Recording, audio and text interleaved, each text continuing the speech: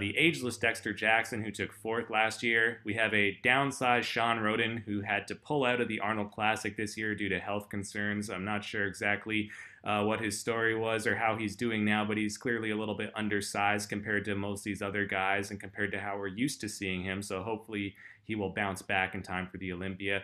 But then we have Rolly Winkler, who's undersized compared to nobody. That guy is just a monster. He took sixth last year. And rounding out the top seven is Nathan DeAsha. Not to mention the likes of Breon Ansley, the reigning classic physique Mr. Olympia. So pretty awesome stuff to see. And so let's take a look more in depth at their individual posing routines. So, of course, we have Phil Heath here, who looks pretty good for Phil. I mean, the thing with Phil is that he's never really been a super impressive guest poser, because the thing with Phil is that he doesn't have that monstrous mass and the large frame like some of these other guys. So he's not going to look that impressive by comparison because he's not the biggest guy. And the reason that Phil wins is by virtue of his definition, his razor sharp detail and all that, and his completeness, you know, the round 3D muscle belly. So he still has the roundness, but it just doesn't pop the same way when he's holding so much water like this. But he still looks pretty good for him, and that midsection is looking to be not too bad for off-season form. His belly button's no longer sticking out like an udder, so that's good to see.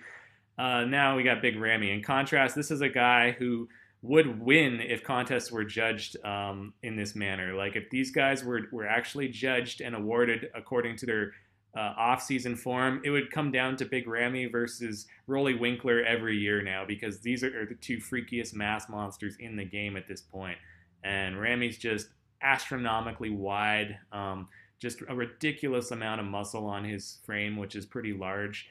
And a lot of people say that Ramy's legs are too big for his upper body, and I really don't agree with that whatsoever. I think that you can make an argument that Ramy's thighs are a little too big for his calves. I would agree with that. I think that he does need to bring his calves up a little bit in size just to match the rest of his body.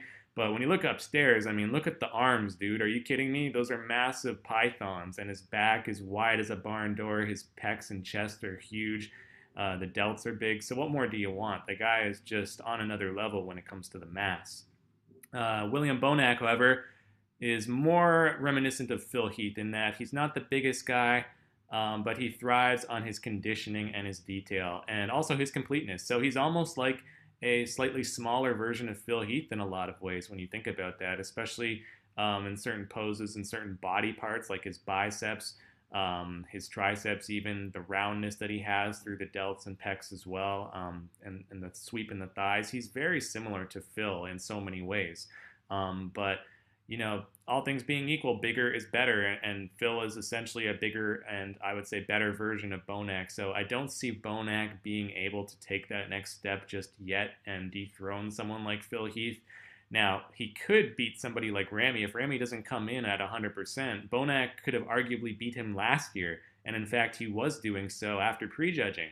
So this is a guy that you really got to look out for, because in today's bodybuilding, conditioning is the name of the game. So if somebody really does their homework and brings their A game, like William Bonac, he can easily dethrone a lot of these bigger guys. He's got the talent and the genetics to do so. Same with Dexter Jackson. Again, not the biggest guy. He's a pretty short bodybuilder. He looks bigger than someone like Bonac because he has longer limbs, right? He's longer through the arms and the legs, I would imagine, as well. But they're roughly the same height, believe it or not. And so Dexter is also a shorter and slightly smaller version of Phil now. And the thing with Dexter here is that I think he looks good, but he doesn't look that big for off-season form. I've seen Dexter in the past, in previous years, and there's sometimes where he actually looks massive, like he looks like a monster. And here he looks more or less the same way that you would expect, like in terms of size, that you would expect to see him in contest shape.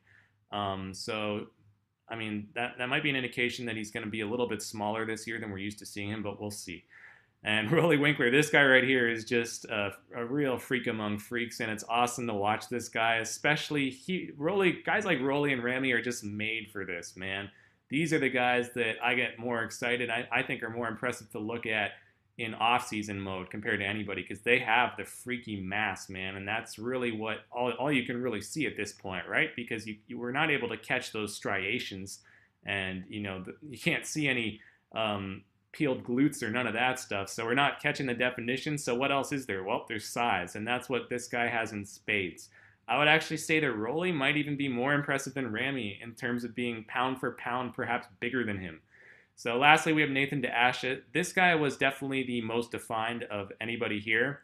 And the reason being is that he's going to compete, I believe, in the New York Pro contest, which is only about a week away now. So he's only about maybe a week or two out of a show. So we should expect to see him a lot more shredded than these other guys who are up to 6 months away from their next competition. So that said, I think DeAsha, who came in 7th place last year, is really one of the brightest young stars in the game at this point in time. And in a less talented, smaller show like the New York Pro, not to knock any of these guys who are competing in it, but it's not the same level of competition as the Olympia or the Arnold. And I think that for that reason, DeAsha has a real solid shot of winning it. I haven't seen the official competitor list yet for that show, but I would imagine